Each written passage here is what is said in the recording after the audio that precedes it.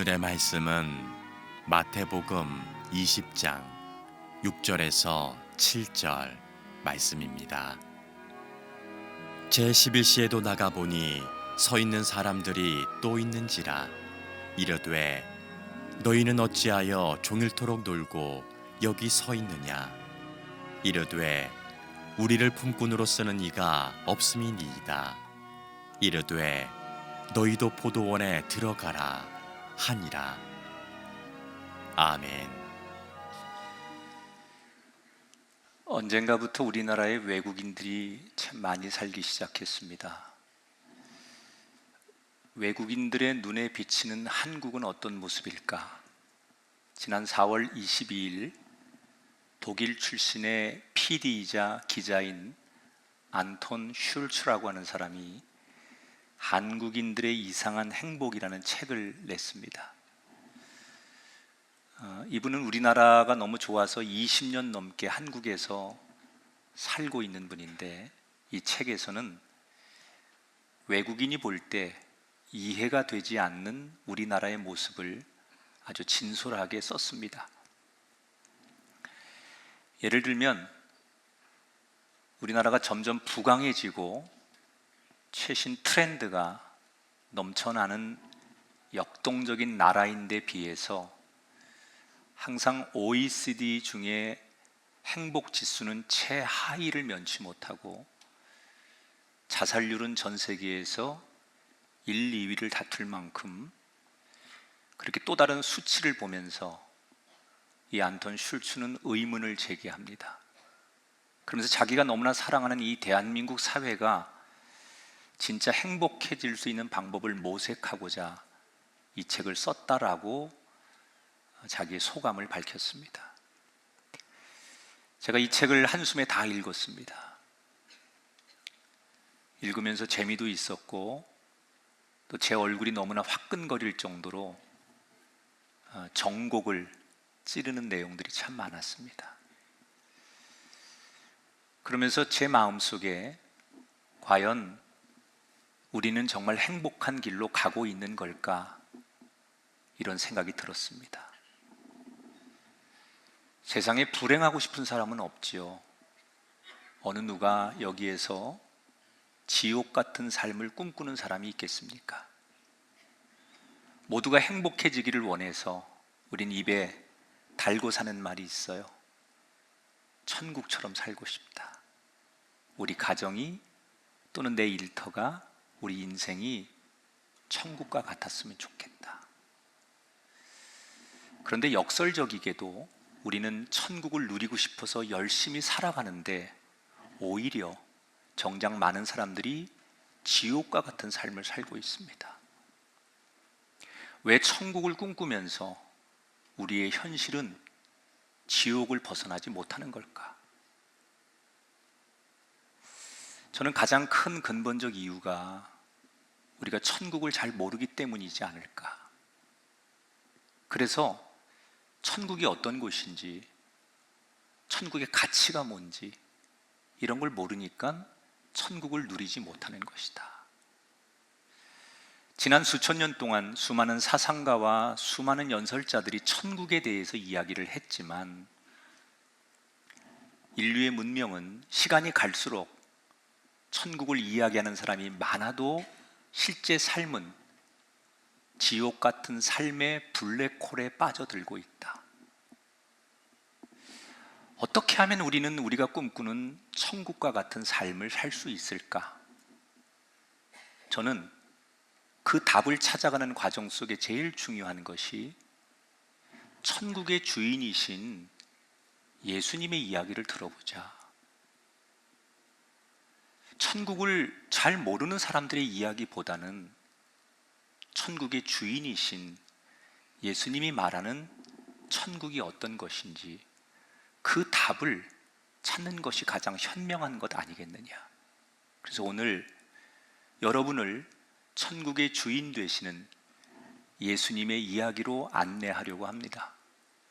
오늘 마태복음 20장 전반부의 이야기를 소개해 드릴 건데, 지난주에도 예수님께서 부자 청년의 고민, 영생을 어떻게 하면 얻을 수 있습니까? 라는 질문에 답을 하시면서 오늘도 예수님은 천국에 대해서 제자들과 군중들에게 가르치시는 거예요. 이제 예수님은 제자들과 사람들과 헤어지는 시간이 얼마 남지 않았기 때문에 본격적으로 남은 시간 동안 하나님의 나라 천국에 대해서 잘 설명을 하려고 가장 이해도가 높은 이야기로 사람들에게 이 교훈을 주고 있어요. 그래서 오늘도 천국이 어떤 곳이냐, 천국에 대한 개념을 사람들이 알아들을 수 있도록 비유로 제자들에게 설명을 하시는 내용이 성경에 기록되어 있습니다. 20장 1절에 보니까 천국은 마치 품꾼을 얻어 포도원에 들여보내려고 이른 아침에 나간 집주인과 같으니 라고 표현을 했어요. 자, 예수님께서 천국을 설명해 줄게 하면서 마치 할아버지가 손자에게 이야기를 들려주듯 한 이야기를 들려주시는 거예요. 어떤 마을에 엄청나게 큰 포도원을 가진 주인이 있었는데 어느 날 아침, 이른 아침 6시에 일꾼을 구하러 인력시장에 나가서 포도원에서 일할 사람들을 선택했다는 거예요. 아마도 이 예수님이 말하는 큰 포도원의 주인은 우리가 생각하는 작은 농사를 짓는 사람이 아니라 굉장히 규모가 있는 엄청난 큰 규모의 농장 정도를 말하는 거예요. 뒤에 나오지만 그 조직도를 보면 관리인도 있고 일꾼들이 계속 투입되는 걸 보면 규모가 상당히 큰 포도원을 운영하는 주인이에요. 그래서 아침 6시에 인력시장, 여러분 우리나라도 그런 풍경이 낯설지 않잖아요. 어디에 가면 하루 일을 하기 위해서 하루 일당을 일하려고 여러 인력시장에 사람들이 모여 있어요. 청소도 하고 뭐 건설 현장도 가시고 뭐 도로 포장하는 데도 하루 가서 일하시고 때로는 뭐 농사 짓는 데도 일당으로 가서 일하시는, 그게 전부 포함되는 곳이 인력시장이죠. 이스라엘에도 그런 게 있었다는 거예요. 그래서 몇 사람을 불렀어요. 많은 사람들이 있었지만 주인이 마음에 드는, 아마도 일 잘하게 생기고 또 대답도 눈치껏 빠릿빠릿하게 하고 농사 경험도 있다고 하고 이런 사람들을 선택했겠죠. 그리고 주인이 뭐라고 말하느냐?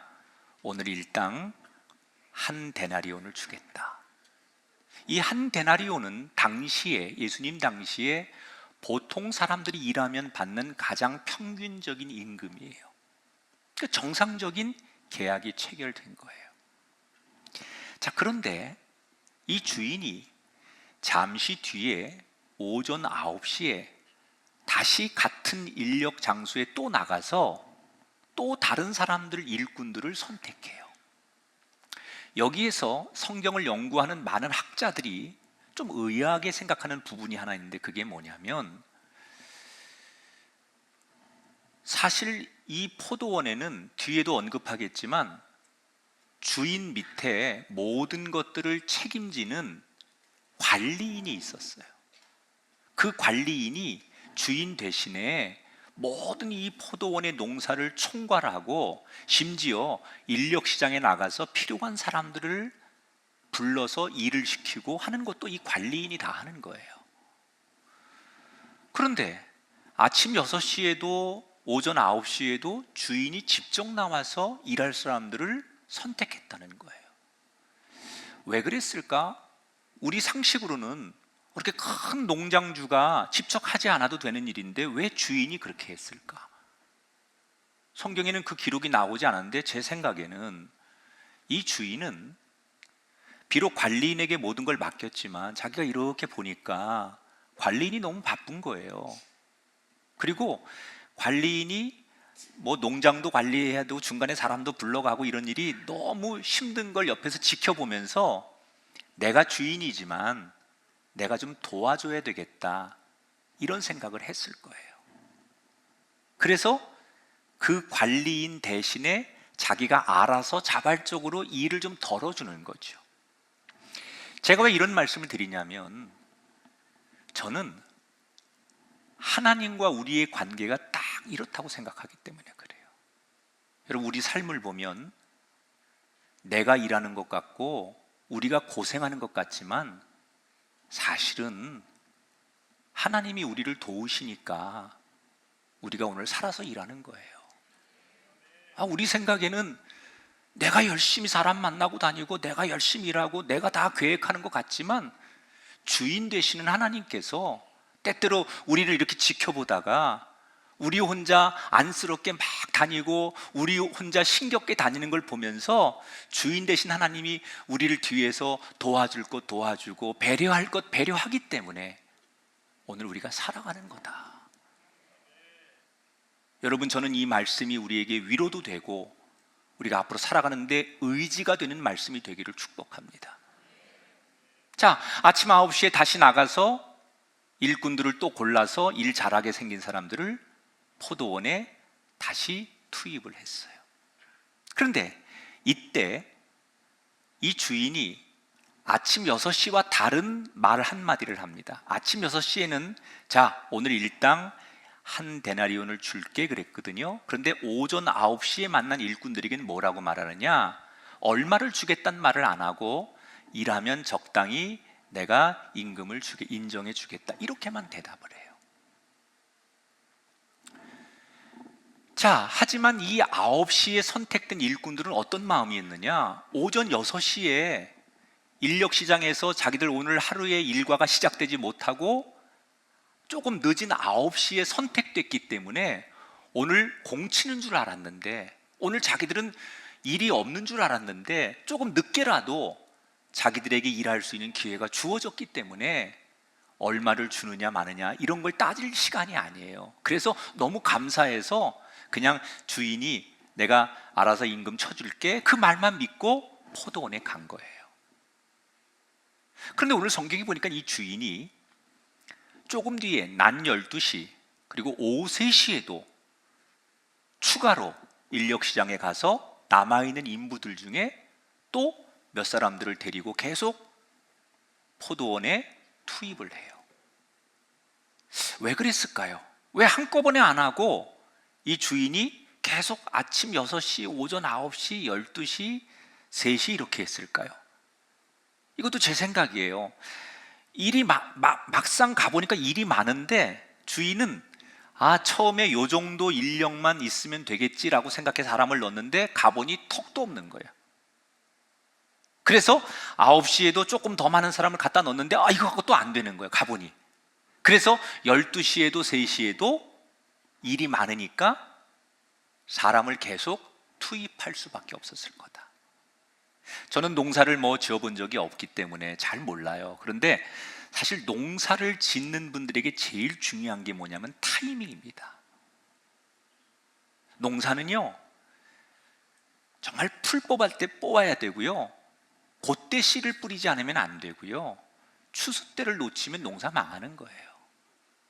막 비가 왔을 때 그때 논이나 밭에다가 물이 들어가도록 고를 파줘야 되고요, 뭐를 그때 그 타이밍을 놓치면 농사는 굉장히 힘든 거거든요. 그러니까 아마도 이 농장에서 추수 때라고 가정을 하면 오늘 요 용량을 따지 않으면 안 되는 상황에서 사람들이 모자라니까 이 주인이 가만히 보고 있다가 계속해서 사람들을 투입했을 것이다. 그런데 문제는 오후 5시에 주인이 다시 인력시장을 방문해요. 자, 이스라엘은 하루의 일과를 쫙 얘기할 때 보통 해가 지는 시간인 6시면 모든 일을 마감하게 돼 있어요. 그러니 오후 5시라고 하는 시간은 일과가 마감되기 전 1시간 전이에요. 여러분, 인력시장에 가면서 사람이 있을까? 우리 상식으로는 고작 1시간 일하려고 그때까지 기다릴 사람이 누가 있겠습니까? 대개는 아침 새벽부터 나와가지고 누군가 나를 선택해 주기를 기다리는 인력시장의 노동자들이 선택이 안 돼서 어떻게 점심까지나 점심 이후까지는 기다릴 수 있을지 몰라도 이제 마감이 1시간 남은 오후 5시가 됐는데 뭔가 기대를 가지고 거기 있을 사람은 상식적으로 없겠지요. 아, 오늘은 공쳤나 보다. 오늘은 아닌가 보다. 되게 그렇게 생각하고 사람들이 다 돌아가지 않겠어요? 그런데 이 포도원 주인이 오후 5시에 딱 현장에 가보니까 웬일이에요? 사람이 전혀 없을 줄 알았는데 아침만큼 많지는 않지만 대부분 돌아간 사람들도 많은데 거기에 몇몇이 아직도 그 인력시장을 서성이는 사람들이 있는 거예요. 그래서 주인이 물었습니다. 당신들은 일과가 다 끝나가는데 왜 돌아가지 않고 여기 서성입니까? 그랬더니 그 중에 몇몇 사람들이 자신들의 사정을 이야기하는 거예요. 아마도 어떤 사람은 뭐 빈손으로 돌아가 봐야 처자식이 나만 바라보고 있는데 하루 일당 벌지 않으면 오늘을 먹고 살 수 없는 내 처지에 뭐 10분의 1이라도 좋으니 뭐 하나 지고 갈 게 없나 해서 갈 데도 없어 이렇게 서성이고 있습니다. 이러고 저마다 남아있는 사람들이 자신의 딱한 사정을 이야기하는 거예요. 이때 이 주인이 1시간밖에 남지 않았는데 이렇게 바라보고 있다가 그러면 1시간만이라도 우리 밭에 가서 일하시오. 그리고 그 사람들을 1시간 동안 투입을 한 거예요. 자, 이 이야기를 잠시 멈추고 제가 여러분과 생각할 게 있어요. 오늘 예수님이 들려주는 이 이야기 속에 등장인물이 많이 나와요. 제일 중요한 인물이 누구냐면 여기서 포도원 주인이에요. 이 포도원 주인은 하나님을 이야기하는 거거든요. 그런데 오늘은 이 하나님을 바라보지 말고 우리 모두가 어떤 사람들에게 관심을 가져야 되냐면 오후 5시까지 그 인력시장에 남아있는 사람들에게 시선을 한번 돌려봤으면 좋겠어요. 자, 오후 5시면 하루 일과를 마감하기 1시간 전이라고 했어요. 그럼 이 사람들은 왜 여태까지 일을 구하지 못한 걸까요, 여러분? 이유가 뭘까요? 여러 가지 이유가 존재하겠지만 가장 보편적인 답은 이 사람들 딱 보니까 아침에서부터 딱 이렇게 업주가 사람을 선택할 때 딱 보니까 일 잘하게 생긴 사람, 힘 좀 쓸 줄 아는 사람, 또 뭐 질문할 거 아니에요. 농사 져봤냐? 포도 따봤냐? 뭐 이거 기구를 쓸 줄 아느냐? 그래서 그런 경험이 있는 사람, 또 너무 어리거나 너무 나이가 많은 사람은 또 배제됐을 거고, 또 주변에 사람들에게 아, 저 사람은 늘 불평불만도 많이 하고 분위기 안 좋게 만드는 트러블 메이커야라는 평판이 안 좋은 사람도 빠졌을 거고, 선택받지 못한 사람 가운데 혹 몸이 불편한 장애를 가진 사람도 있을지 모르겠어요. 쉽게 말하면 이 사람들은 누구예요? 사람들을 볼 때 별로 쓸모없는 사람들이에요. 변변한 직업도 없고 기술도 없고 능력도 없는, 자기 재산도 없는 그런 사람들이 모인 막노동판에서조차도 같은 경쟁에서 오늘 하루 동안 수없이 밀리고 밀려서 가장 꼴찌가 된 사람, 사람들에게 거절당하고 인정받지 못하는 가장 큰 패배자들이죠. 그런 사람들이 오후 5시까지 남아있는 사람들 아닙니까? 뭐 자랑할 게 별로 없는 사람들이에요. 어찌 보면 그 사람들에게 선택되지 못하는 이유가 너무 분명한 사람들이에요. 그런데 이 사람들이 주는 감동이 있어요. 그게 뭔지 아십니까? 버틸 줄 안다는 거예요. 왜 버텼을까요? 앞에서 말한 것처럼 저는 그런 추억이 있습니다. 우리 세대 아버지들이 하루 일당을 벌어서 공장이든 노동판이든 건설 현장이든 어디서 하루 일당을 벌여서 한쪽에 이렇게 조그만 쌀봉지 하나 들고 또 연탄 새끼줄에 꽈가지고 하나 들고 가고 그걸로 하루하루를 처자식에게 가장으로서 소임을 다하는 우리 시대의 아버지들이 있었어요. 조금 더 여유가 있으면, 그날은 기분 좋으면 약주도 한잔 하시는 아버지들이 아이들에게 아버지로서 뭔가 존재감을 드러내고 싶어서 과자 봉다리, 과일 한 봉지 사가지고 가는 기분 좋은 아버지들도 존재해요. 아마도 오후 5시까지 남아있는 이 사람들의 가장 큰 걸림돌은 뭐였을까요? 집에 돌아가면 아버지가 오늘 뭔가 어디 가서 일을 해서 일당이라도 받아서 오늘 내일 먹고 살 수 있는 가장 기본적인 양식이라도 구해올 줄 알았는데, 그래서 그 아버지를 한없이 기다리고 있는 처 자식들을 생각하니 쉽게 돌아갈 수가 없었던 거예요. 다시 말하면 이분들은 잘하는 것도 없고 재능도 없고 능력이 있는 분도 아니었지만 삶이 너무 간절한 분들이에요. 근데 문제는 세상이 자신들을 알아주지 않는 거예요. 그런 간절한 마음을 가지고 열심히 살아보려고 하지만 키가 작다는 이유로, 말랐다는 이유로, 일해본 경험이 없다는 이유로, 말 잘 못한다는 이유로 계속 사람들에게 거절당하고 외면당하고, 그래서 자기도 모르는 사이에 마음속에 낙심과 상처와 아픔이 있는 사람들이에요. 대부분 동료들은 에이, 재수 없는 날이야, 그리고 그 자리를 다 떠나갔지만 그 5시까지 남아있는 이 노동자들은 쉽게 그 자리를 떠날 수 없었어요. 혹시라도 한 데나리온은 아닐지라도 10분의 1만이라도 뭔가 내가 노력해서 얻어갈 수 있는 게 있을까? 혹시 땅에 떨어진, 아니 뭐 심부름이라도 해서 보조라도 해서 내가 오늘 남들이 버는 일당에 10분의 1이라도 받아갈 수 있을까? 이런 간절함 때문에 마지막까지 그 자리를 떠나지 못한 사람들이에요. 그런데 어떻게 됩니까? 그 자리를 어떤 이유에서든 간에 지키고 지켰더니 그 마지막 1시간 남은 그 마지막 순간에 주인이 와서 그 사람들의 처지와 상황을 보고 그 사람들에게 일할 기회를 줬다는 거예요.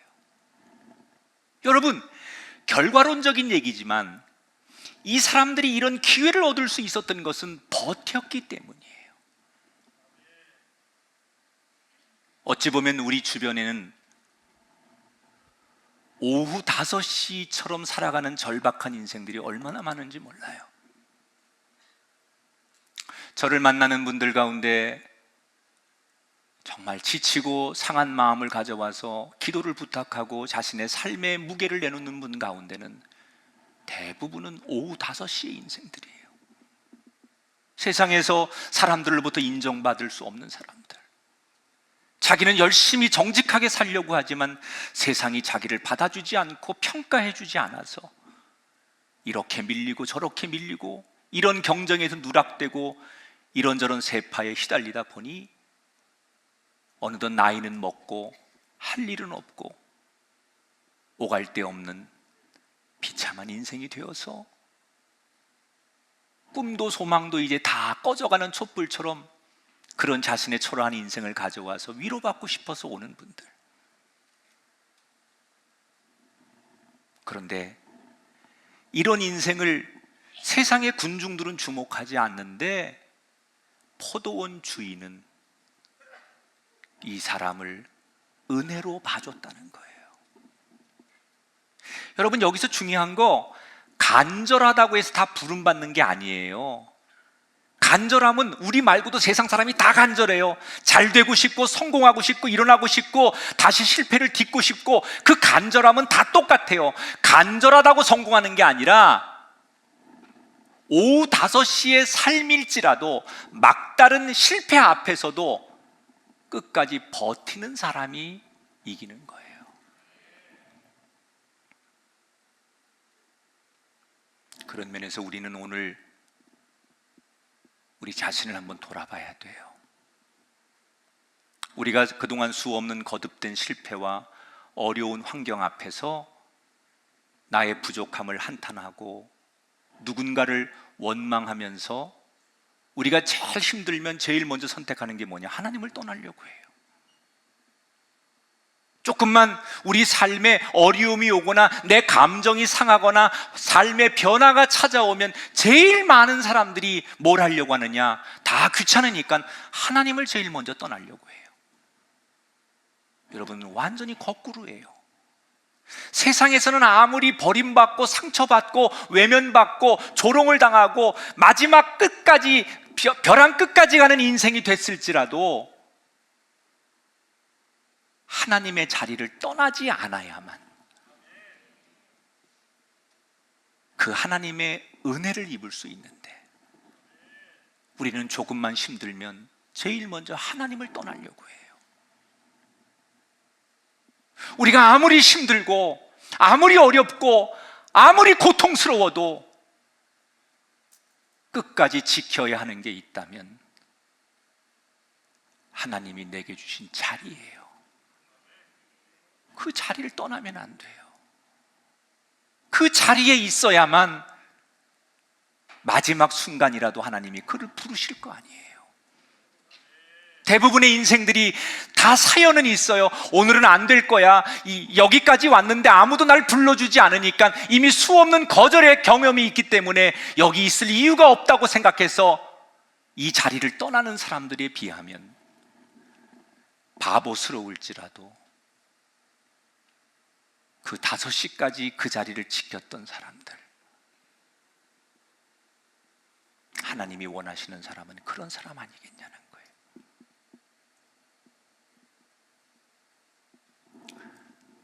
얼마나 많은 눈물과 얼마나 많은 답답함들이 여러분에게 있겠어요. 제가 목사지만 여러분에게 어떻게 다 그걸 위로하겠어요. 그러나 꼭 이 말은 드리고 싶어요. 버티세요. 두 주먹을 불끈 쥐고 이를 악물고 하나님,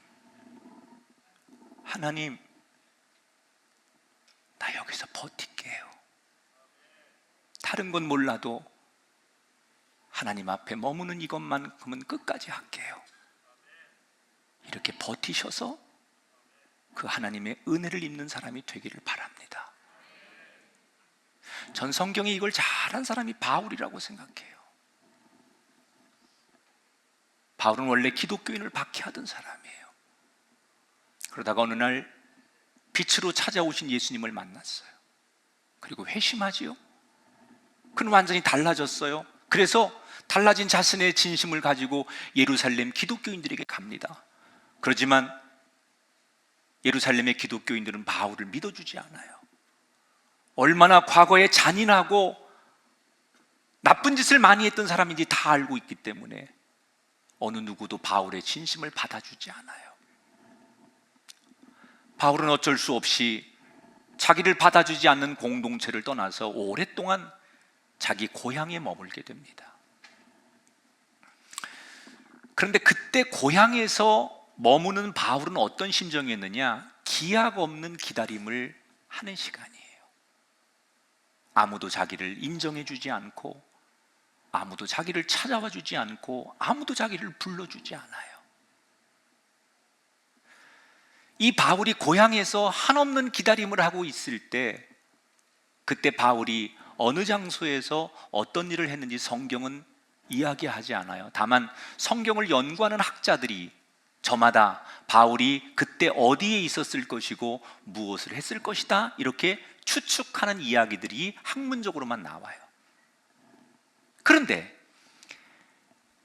어떤 학자든 간에 공통적으로 인정하는 게 있는데 그게 뭐냐? 바울이 그 고향에서 한없는 기다림을 하고 있는 시간 동안 바울은 하나님의 부르심을 기다리며 믿음의 자리를 철저히 지키고 버텼다는 거예요. 아무도 자기를 인정해주지 않고 아무도 자기를 선택해주지 않아요. 그래서 그 고향 초야에 묻혀서 한없이 기다리는데 그 기다림은 뭐예요? 버티는 거예요.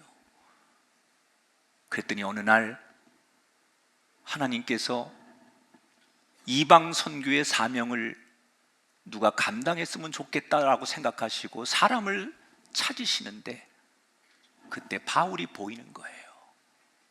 그래서 그 초야에 묻혀 있는 바울을 하나님께서 선택하셔서 기독교 역사의 가장 위대한 사도가 되도록 그를 들어 쓰셨다는 거예요. 강한 사람이 이기는 게 아니라 버티는 사람이 승리하는 거예요. 여러분 인생의 어떤 실패의 바람과 환란이 여러분을 흔들더라도 하나님 생각하며 버티십시오. 제발 버티십시오. 제발 그 자리를 버티십시오. 버티고 또 버티면 하나님께서 여러분이 필요할 때 반드시 여러분을 부르시고 여러분을 축복된 자리에 세우시고 여러분이 생각하지 않은 것으로 더 좋은 길로 인도해 주실 줄 믿습니다. 자, 계속 오늘 성경의 이 비유 이야기를 들려드릴게요. 아침 6시에 온 일꾼부터 오후 5시에 온 일꾼까지 다양한 시간에 온 일꾼들은 그 포도원 밭에 들어가서 주인이 주어진 일을 열심히 합니다. 그리고 오후 6시가 되었어요. 일몰과 함께 그날의 모든 일과가 끝났습니다.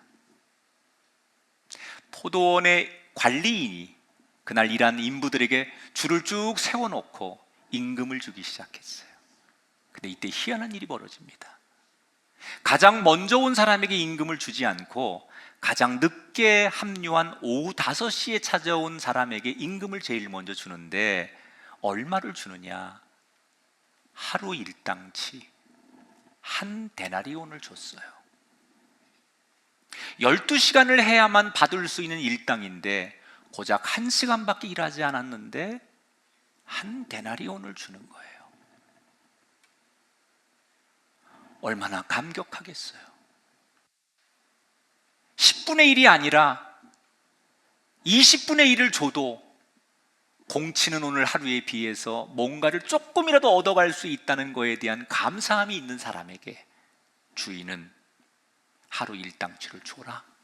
그래서 한 데나리온을 줬으니 1시간 일하고 한 데나리온 받은 사람은 송구하고 감사하고 이런 은혜를 입는 자기 자신이 얼마나 진심으로 감사하겠어요. 자, 그런데 옆에서 기다리는 먼저 온 일꾼들이 무슨 생각이 들어요? 1시간 일한 저 사람한테 한 데나리온을 주니 혹시 우리들에겐 더 많은 걸 주지 않을까? 그런데 웬일입니까? 오후 3시에 온 사람, 12시에 온 사람, 오전 9시에 온 사람에게도 똑같이 한 데나리온을 주는 거예요. 마음으로는 불쾌했어요. 그러나 생각해보면 자기들도 일한 거에 비해서 더 많이 받는 사람들 아닙니까? 그러니까 저 사람하고 비교해서는 기분이 나쁘지만 사실은 한 데나리온보다 덜 일했는데 한 데나리온을 받았으니 이 사람들도 불만은 있지만 말을 못하는 거예요. 누가 불안해질까요? 아침 6시에 온 사람, 12시간을 꼬박 채워서 일한 사람이 생각이 많아지는 거예요. 이 사람들이 무슨 생각해요? 설마 우리도 이런 불안과 아니야, 더 주겠지? 라는 이런 기대 사이에 심란한 마음으로 요동을 치는 거죠. 그런데 웬일입니까? 이들에게도 똑같이 한 데나리온을 주는 거예요. 이 사람들이 폭발했어요. 아침 6시에 온 사람들이. 어떻게 우리하고 저 사람들하고 특히 1시간 일한 사람하고 같이 취급을 하십니까? 여러분, 이 사람들의 말이 맞아요, 틀려요? 나는 맞다고 생각해. 나도 그랬을 것 같아요. 12시간 열심히 일하는 우리들에게 어떻게 1시간 일한 사람하고 똑같이 취급을 합니까? 충분히 항의할 만하다고 생각해요. 그럼 주인은 뭐라고 대답했을까? 오늘 13절, 14절 말씀 다 같이 읽어보겠습니다. 시작. 친구여, 내가 내게 잘못한 것이 없노라. 내가 나와 한 데나리온의 약속을 하지 아니하였느냐? 내 것이나 가지고 가라. 나중은 이 사람에게 너와 같이 주는 것이 내 뜻이니라. 두 가지를 이야기했어요. 첫째, 내가 아침 6시에 너를 선택할 때 오늘 하루의 일당 한 데나리온을 주기로 약속하지 않았느냐. 나는 그 약속대로 너에게 12시간 일한 대가를 한 데나리온을 줬으니 약속을 지킨 거고 법적으로는 문제가 없지 않느냐. 두 번째, 적게 일하고 한 데나리온을 받은 사람들에 대해선 내가, 주인인 내가 내 것을 가지고 저 사람들이 안쓰러워서 내가 은혜를 베푼 건데 네가 이것 가지고 뭐라고 할 상황이 아니지 않느냐. 너는 네가 받아야 할 몫을 다 받은 것이고 나머지들은 내가 그 사람들을 좀 안쓰럽게 생각해서 준 것이니 그거에 대해서 얘기할 필요 없다 이 말이에요. 여러분, 저는 이 말씀이 치열한 경쟁 속에 살아가는 현대인들에게 주는 힐링의 말씀이라고 생각해요.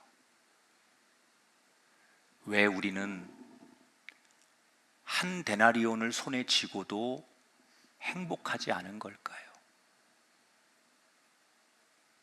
우리는 먹고 살 만큼 쥐고 있으면서도, 누리고 있으면서도 만족하지 못하는 걸까요? 그 이유는 이 6시에 와서 일하고 투덜거리는 이 사람들의 심리예요. 그게 뭐지요? 비교하고 싶은 거예요. 여러분, 이 사람들이 아침 6시에 그 많은 사람들 가운데 저요, 저 할 수 있습니다. 그리고 손 들고 저를 뽑아주세요 라고 말했을 때 주인이 이렇게 보고 있다가 몇 마디 물어보고 너, 당신 이렇게 선택했을 때 얼마나 기뻤겠습니까? 얼마나 감사했겠습니까? 야, 내가 뽑혔다. 이 많은 사람들 가운데 내가 오늘 일할 수 있게 되었다. 기회를 얻었다. 이것 때문에 얼마나 감사하고 감격하고 기쁨으로 일했겠습니까? 그게 불과 12시간 전의 일이에요. 그리고 주인은 약속한 대로 한 데나리온을 줬어요. 아무 문제가 없어요. 그런데 문제는 자기보다 뒤늦게 들어온 사람들과 자기를 비교하면서부터 그 아침에 가졌던 감격, 감사, 설레임, 이런 것들이 다 없어진 거예요. 오늘 우리에게 세상에 수없는 비교거리가 생기죠.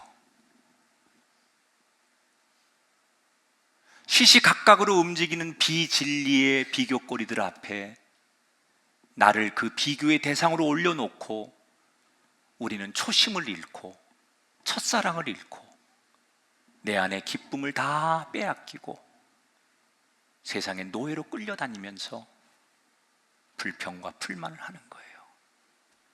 내가 다니고 있는 회사가 얼마나 고마운 회사인지, 우리의 가정이 얼마나 행복한 가정인지, 내 아내와 남편과 내 자녀들이 얼마나 소중한 존재이고, 내가 몸담고 있는 교회와 우리의 조국이 얼마나 괜찮은 곳인지, 그 감격을 우리가 빼앗기는 거죠. 언제부터요?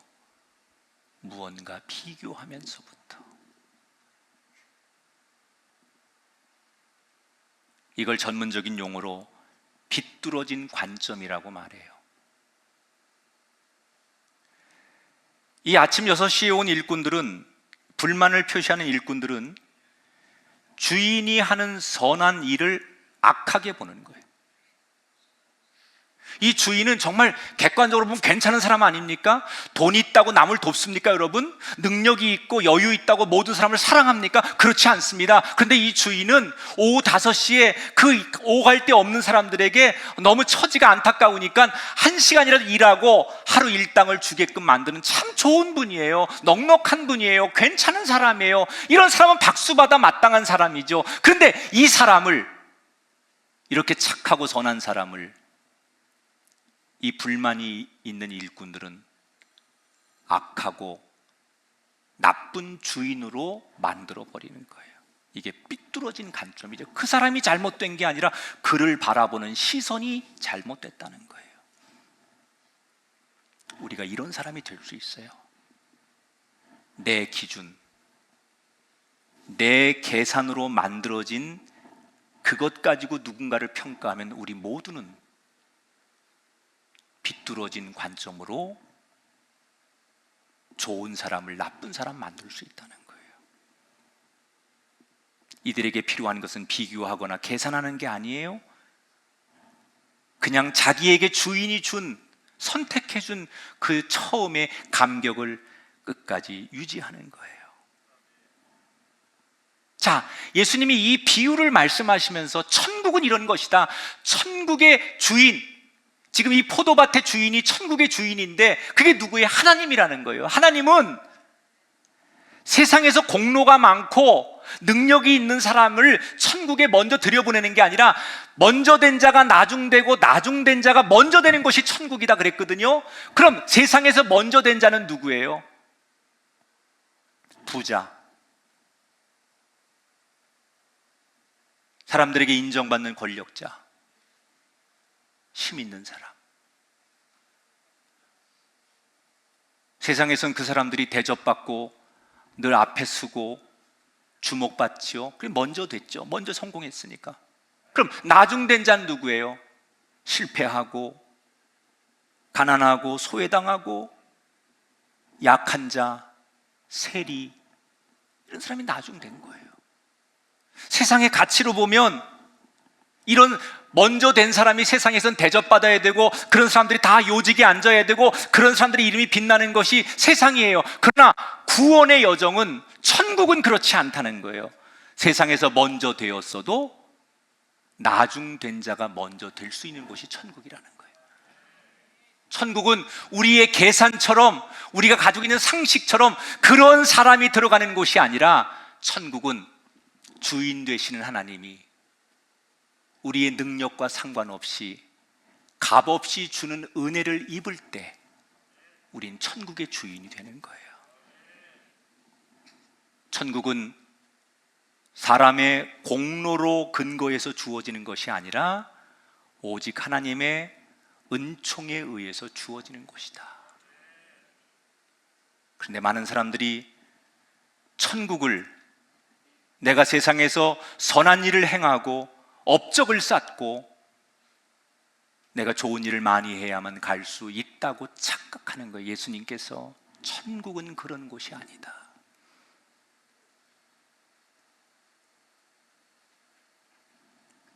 나중된 자가 하나님의 은혜로, 은총으로 그 사랑을 입으면 똑같이 한 달란트를, 한 데나리온을 받을 수 있는 은혜가 있는 곳이 천국이라는 거예요.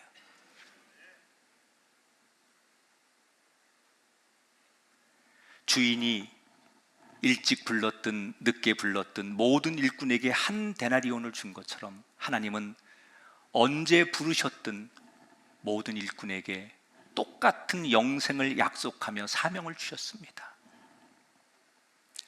먼저 부름받았다고 해서 교만할 것도 없고 비교할 것도 없고 나중 부름받았다고 해서 열등감을 느낄 이유도 없습니다.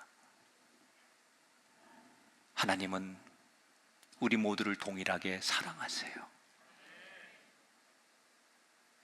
특별히 저는 교회 오래 다닌 분들에게 이런 말씀 드리고 싶어요. 지금 방송도 많이 보실 텐데 교회 오래 다니신 분들에게 권면드려요. 나는 교회를 오래 다녔기 때문에, 내가 더 저 사람보다 수고를 많이 했기 때문에 이렇게 누군가와 비교하면서 절대로 계산하면 안 돼요. 하나님, 저 사람, 저 가정은 저렇게 복을 많이 받았는데 나는 왜 이렇냐고 원망하고 낙심해도 안 돼요. 하나님, 우리 모두를 우리의 처지에 맞게끔 사랑하세요. 그런 비교의식을 갖는 것은 천국을 누리지 못하게 만드는 거예요.